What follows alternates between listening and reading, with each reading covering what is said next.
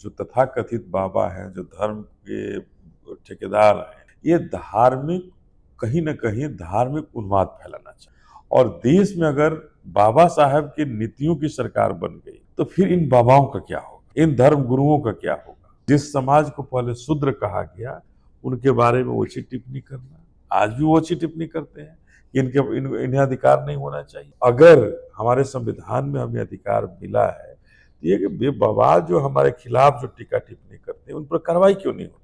जो बाबा कहता हो कि भारत को हिंदू राष्ट्र हम बनाएंगे, उस बाबा पर भी आज के समय में कानूनी कार्रवाई नहीं होना, ये बता रहा है कि हमारे बाबा साहब का संविधान यहाँ खतरे में है। और ऐसे खतरे से तभी हम निपटेंगे जब किसी भी बहन जी जैसे लोगों का शासन देश में हो। ये पलायन तभी रुक सकता है जब बहुजन समाज पार्टी की सरकार बने। आकाश आनंद जी जिस तरह से अभी दोनों ही गठबंधनों को उखाड़ फेंकने की बात कर रहे हैं,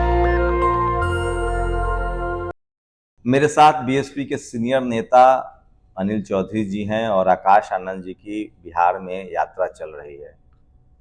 बनारस के कैमूर से वो शुरू हुआ, बनारस से मान के चलिए शुरू हुआ, कैमूर में पहला प्रोग्राम हुआ, उसके बाद चंपारण में आखिरी प्रोग्राम। संतुष्ट हैं जिस तरह की भीड़ आई? निश्चित रूप से एक बहुत बड़ी आबादी उनको देखने के लिए युवाओं के चहेते बन करके जिस तरह से आकाश जी का बिहार के अंदर युवा वर्ग विशेषकर जो स्वागत कर रहे हैं, आगे आ रहे हैं, तो निश्चित रूप से बहुजन समाज पार्टी के लिए एक अच्छा संकेत है।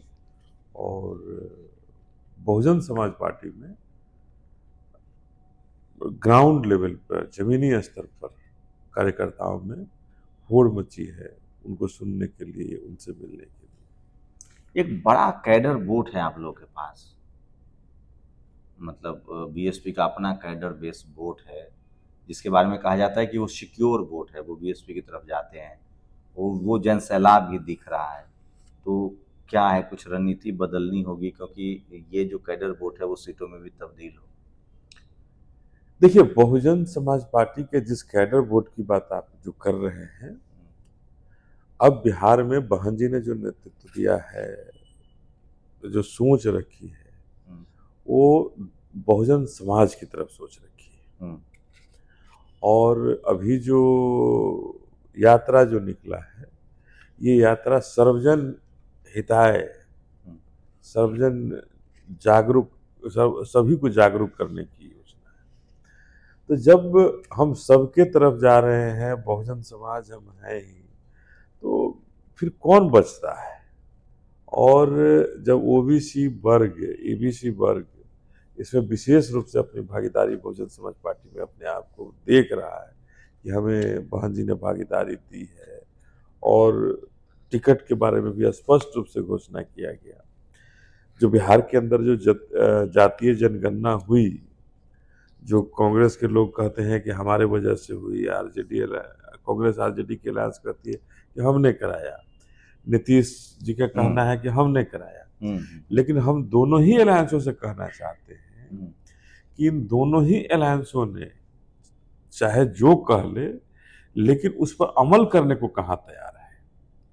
हमारा कहना है कि अगर जनगणना के अनुसार या गणना के अनुसार जिसकी प्रतिशत जितनी है, संख्या जितनी है, उसकी भागीदारी क्यों नहीं निश्चित की जाती? क्यों नहीं ये जो विशेष इंडिया हो या एनडीए गठबंधन हो, बीजेपी हो, जदयू हो, राजद हो, कांग्रेस हो, क्यों नहीं स्पष्ट रूप से कहना चाह रही है कि हम जिसकी जितनी संख्या है उसको उतनी हम हिस्सेदारी विधानसभा के टिकट में भी देंगे, उतने प्रत्याशी भी उतारेंगे?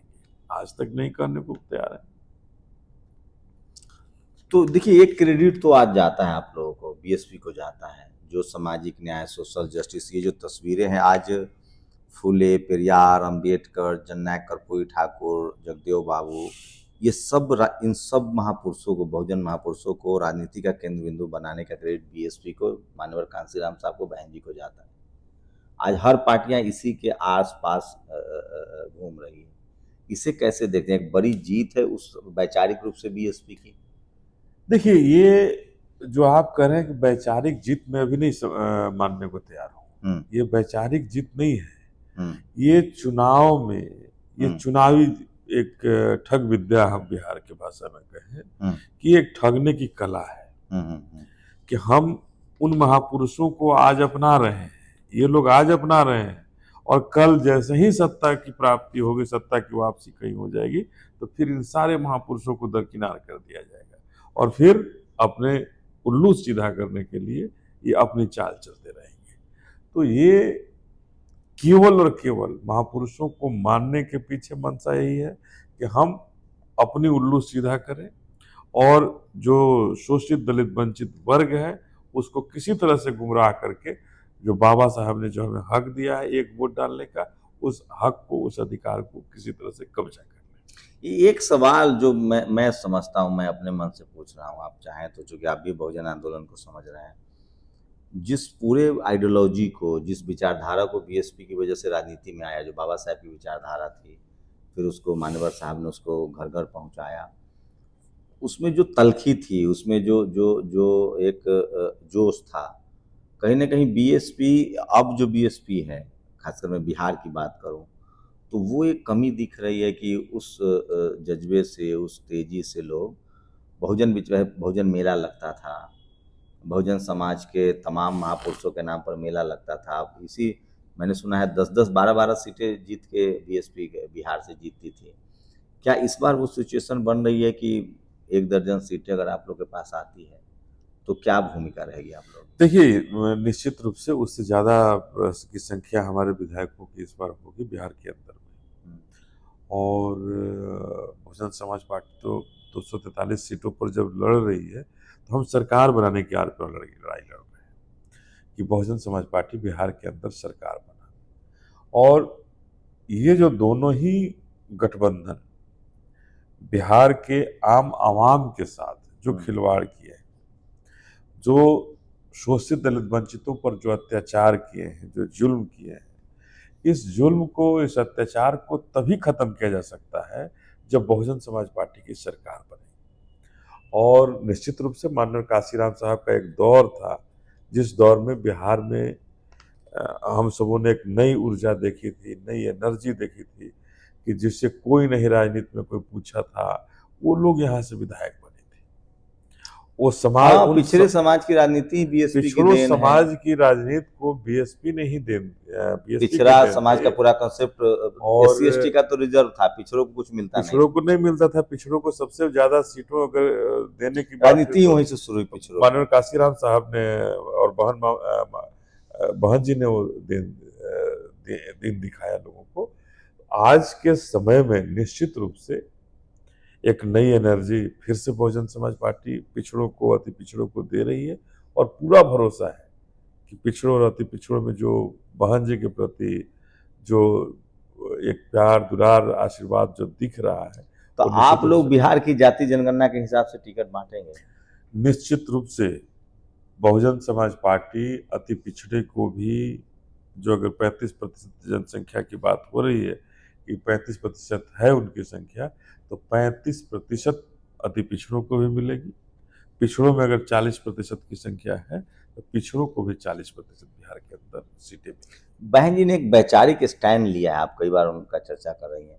उन्होंने कहा है कि जो भी बाबा साहब, आजकल बहुत सारे साधु संत हैं, लेकिन वो टिकट इतनी बाबा साहब की विद्वता, उनके नॉलेज पर कर रहे हैं।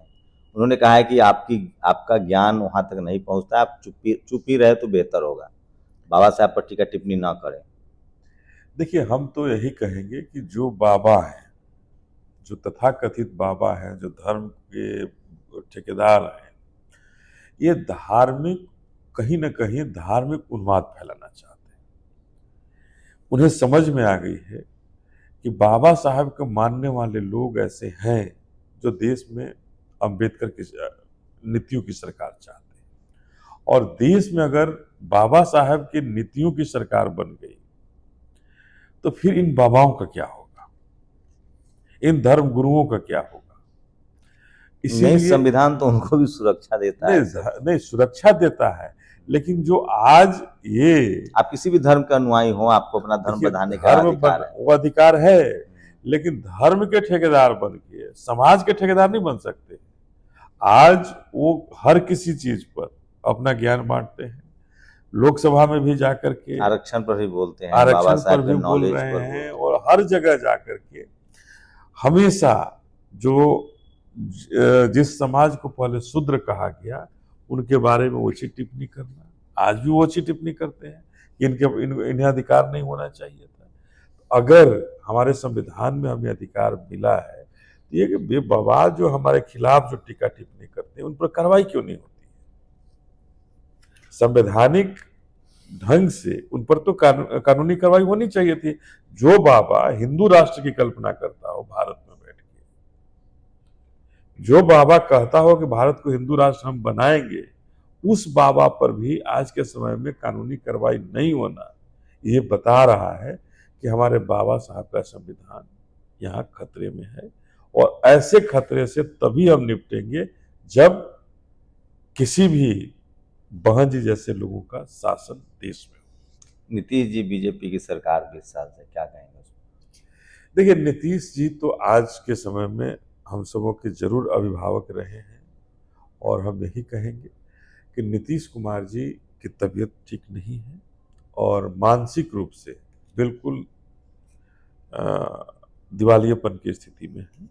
और ऐसी स्थिति में जो भी सरकार चला रहा है, कोई सरकार पीछे से कोई ताकत है जो चला रही है, और वो ताकत बड़ी खतरनाक ताकत है जो बिहार के अंदर जो शोषित दलित वंचित वर्ग हैं, जो पिछड़ा वर्ग है, जो अति पिछड़ा वर्ग है, उन सबों पर जुल्म जाति और अत्याचार करना चाहता है। लेकिन अब तो कह रहे हैं कि हम फैक्ट्रियां लगाएंगे, अडानी की एंट्री हो गई है, 1 रुपए की लीज पर लगभग 1000 एकड़ जमीन दी गई है, वो भी भागलपुर में लीची और आम के बगीचे। दुर्भाग्य है हमारे बिहार का दुर्भाग्य है कि जिस अडानी की चर्चा आप कर रहे हैं, 1050 एकड़ जमीन उस अडानी को इस बिहार में गरीब प्रदेश में दिया जा रहा है, जहां लोगों को जमीन नहीं है, एक छत उन्हें नहीं नसीब हो रहा है, और वहां 1050 एकड़ जमीन अडानी जैसे कंपनी के मालिक को दिया जा रहा है। और अगर बिहार के अंदर पटना में या कहीं पर फैक्ट्री लगाने की बात होती है तो होता है कि प्रदूषण फैलेगा, और वहां लाखों पेड़ को काटने की बात हो रही है। जिस जमीन को दिया गया है वो बगीचा है, आम का बगीचा है, लीची का बगीचा है, और उन फलदार वृक्ष को फर्टाइल लैंड है, मतलब फर्टाइल लैंड है, और उसको काटने कृषि की भूमि तैयारी हो रही है, कृषि भूमि को काट करके। और बिहार सरकार, अगर नीतीश जी जगे होते, ये नहीं होता। ये नहीं होता। ये निश्चित रूप से नीतीश कुमार जी के क्या रहते नहीं बीजेपी होता। सरकार चला रही है? ये निश्चित रूप से बीजेपी है, RSS। और आरएसएस जो है, क्योंकि आरएसएस कोटा की भी बात हम लोगों ने सुनी है, तो ये आरएसएस की आप लोग इस चुनाव में किस पर हमला पर रहेंगे, सत्ता पक्ष पर या विपक्ष पर? देखिए, निश्चित रूप से सत्ता पर, जो सत्ता में जो है उस पर 20 सालों से शासन चलाने का, तो बिहार में लगातार 20 सालों तक शासन चलाए, ऐसी स्थिति में 20 सालों के लिए उनसे भी जवाब मांगेंगे। और उसके पहले 15 साल विपक्ष भी सरकार चलाई है, हम उनसे भी पूछेंगे कि आखिर 35 सालों में बिहार का क्या हुआ। अगर आज पलायन हो रहा है तो क्या 20 साल पहले पलायन नहीं हो रहा था? इन 35 साल में अगर पलायन होते रहा तो क्या इन दोनों के रहते पलायन रुक सकता है? ये पलायन तभी रुक सकता है जब बहुजन समाज पार्टी की सरकार बने। अच्छा, एक हाइपोथेटिकल सवाल है, लेकिन सवाल राजनीति से जुड़ा हुआ है। मान लीजिए आपको दर्जन भर सीटें आई और सरकार में 15-20 सीटों की कमी हुई, दोनों गठबंधन, इंडिया गठबंधन है, एनडीए, तो बीएसपी किसके साथ जाएगी? देखिए, हम तो उस लड़ाई को लड़ रहे हैं कि हम अपनी सरकार बनाएंगे, लेकिन अगर वैसी परिस्थिति आएगी तो बहुजन समाज पार्टी की ही सरकार बनेगी। सत्ता की चाबी आप लोग? सत्ता की चाबी नहीं, बहुजन समाज पार्टी की सरकार बनेगी, और समर्थन कोई दे सकता है। जैसे मधु कोरा अकेले मुख्यमंत्री बने झारखंड में, समर्थन वो दे सकते हैं, लेकिन शोषित दलित वंचितों की सरकार बनेगी और उनके उत्थान का सारा रास्ता यहीं से खुलेगा। आकाश जी इसको देख रहे हैं फिर से, बिहार में, यूपी में काम कर चुके हैं, वो कई राज्यों में काम किया, इस बार बिहार में उनको अब तो जिम्मेदारी भी उनकी बढ़ गई है, राष्ट्रीय नेशनल कोऑर्डिनेटर हो गए हैं। अब कैसे देख रहे हैं, मतलब? देखिए, अब हम भीड़ तो तो यही हमने, कहेंगे। हमारे नेशनल दस्तक ने बहुत सारे वीडियोज किए हैं, हमने बनारस से रैलियां शुरू की, सब देखा है, ये बिहार के भीड़ तो अंदर जुट रही है। बिहार के अंदर जिस तरह से उनका प्लानिंग है, सोच है, और जिस तरह से बिहार के ग्राउंड रिपोर्ट में वो काम कर रहे हैं, ग्राउंड में काम कर रहे हैं, हम सबों को भी निर्देशित कर रहे हैं, पूरे बिहार के लोगों को निर्देशित कर रहे हैं कैसे काम करना है और कैसे इन दोनों गठबंधनों को उखाड़ फेंकना है। बहन जी की रैली होगी, निश्चित रूप से होगी। आगे आने वाले समय में जब चुनाव आ रहा है, बहन जी की भी रैली होगी। लेकिन आकाश आनंद जी जिस तरह से अभी दोनों ही गठबंधनों को उखाड़ फेंकने की बात कर रहे हैं, बिहार के अंदर जो चाहे अस्पताल की बात हो, शिक्षा की बात हो, रोजी रोजगार की बात हो, सब निम्नतम स्तर पर है। इस डबल इंजन की सरकार में सारे कुछ निम्नतम स्तर पर है। तो इनसे निजात पाने के लिए आकाश जी रात दिन मेहनत कर रहे हैं, सांसद राम जी गौतम साहब मेहनत कर रहे हैं, पूरी बहुजन समाज पार्टी लगी हुई है और बिहार के अंदर एक बहुत बड़ा बदलाव होगा। मैं फिर कह रहा हूं कि बीएसपी का अपना कैडर बेस वोट है और बीएसपी मजबूती से चुनाव लड़ती है, कैडर बेस पार्टी है, और वो अगर गठबंधन में वो किसी के साथ होती तो उस गठबंधन की जीत तय है। देश भर में कहा जा रहा है कि अगर बहन जी किसी गठबंधन के साथ चली जाए तो उनकी सरकार बनना, उनका प्रधानमंत्री बनना तय है। फिलहाल जब बीएसपी अकेले चुनाव लड़ती है तो इंडिया हो या इंडी हो, दोनों को सावधान रहना होगा। आप लोग को क्या लगता है? आप लोग अपनी प्रतिक्रिया जोड़ दीजिए। शुक्रिया सर हमसे बातचीत करने के लिए। शंभू कुमार सिंह, नेशनल दस्तक, पटना। दस्तक की आपसे गुजारिश है कि अगर इसको बचाना चाहते हैं तो नेशनल दस्तक को सब्सक्राइब करने के लिए रेड कलर के सब्सक्राइब बटन को दबाएं, फिर बेल आइकन की घंटी दबाएं। नेशनल दस्तक को बचाने के लिए बहुत जरूरी है कि हर खबर को शेयर करें, लाइक करें, कमेंट जरूर करें।